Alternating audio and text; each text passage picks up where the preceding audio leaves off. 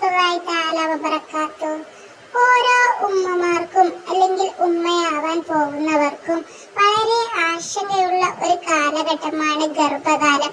ഗർഭകാലത്തിൽ നമുക്ക് ഒരുപാട് ചിന്തകൾ ഉണ്ടാവും. നമ്മുടെ കുട്ടിയെ കുറിച്ച്, കുട്ടി പൂർണ്ണ വളർച്ചയുണ്ടോ, ബുദ്ധിയുണ്ടോ, പൂർണ്ണമായെല്ലാം പഠിച്ചിട്ടുണ്ടോ എന്നിങ്ങനെ ഒരുപാട് നമ്മളെ അലട്ടുന്ന ചിന്തകൾ ഉണ്ടാവും. അതുകൊണ്ട് തന്നെ ഒരുപാട് ഇസ്ലാമിക ടിപ്സുകളുണ്ട് മുത്തുനബിയുടെ കാലഘട്ടത്തിലെ ഉള്ള. ഇങ്ങനെ ദിക്റുകളൊക്കെ ചൊല്ലി ദുആ ചെയ്താല് ഗർഭകാലത്ത് കുട്ടിക്കും അമ്മക്കും യാതൊരു ബുദ്ധിമുട്ടും ഉണ്ടാവുകയില്ല. അതുപോലെ തന്നെ പ്രസവിക്കുന്ന സമയത്ത് ഒരു ഇടങ്ങാറും ഇല്ലാണ്ട് സുഖപ്രസവത്തിലൂടെ കുട്ടിക്ക് ജന്മം നൽകാൻ കഴിയും.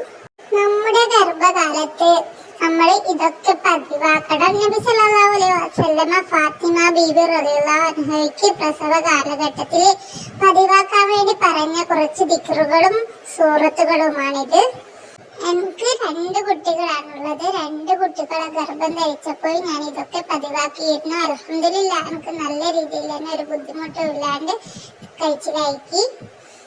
ആയത്ത് കുർസിയും ഈലാസും പിന്നെ നാസും ഫലക്കും നമ്മൾ പതിവാക്കണം.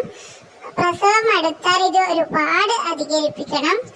ഇന്ന റബ്ബക്കും അല്ലാഹു ലദി ഖലഖ സമാവാതി വൽ അർളി ഫീ സിത്തതി അയ്യാമിൻ സുമ്മ സ്തവ അൽ അർശി വശി ലൈല നഹാറ യത്ലുബുഹു അസീസ വശംസ വൽ ഖമറ വൻ നുജൂമ മുസഖറാത്തിൻ ബി അംരിഹി അലാ ലഹുൽ ഖൽഖു വൽ അംറു തബാറകല്ലാഹു റബ്ബുൽ ആലമീൻ كأنهم يوم يرون ما يوعدون لم يلبسوا إلى ساعة من نهار بلاء فهل يهلك إلا القوم الفاسقون كأنهم يوم يرونها لم يلبسوا إلا عشية أو ضحاها لقد كان في قصصهم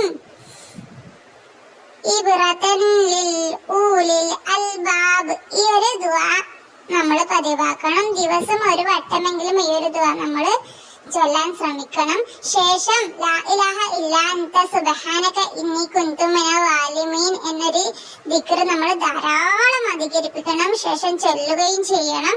ഇത് നമ്മുടെ നടത്തത്തിലും ഇരുത്തത്തിലൊക്കെ നമുക്ക് ഈ ഒരു ദിക്ർ ധാരാളം അധികരിപ്പിക്കുക. പ്രസവത്തിൽ ഒരു ബുദ്ധിമുട്ട് നമുക്ക് സംഭവിക്കില്ല.